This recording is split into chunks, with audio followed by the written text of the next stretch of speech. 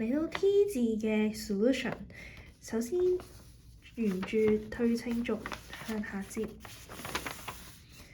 然後呢兩條嘅 angle bisector 係三折，而中間嘅虛線嘅呢個 perpendicular 係曲折，所以咧我哋咁樣推入去。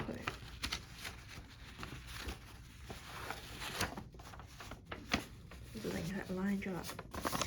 好，然後處理呢一個部分，呢兩個 angle bisector 我哋用三折，而虛線嘅呢一個 perpendicular 部分用曲折，所以我咁樣推咗入去。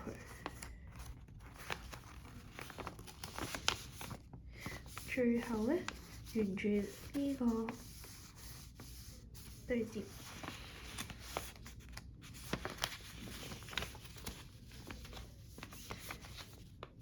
就係咁樣，好，我哋剪出嚟睇。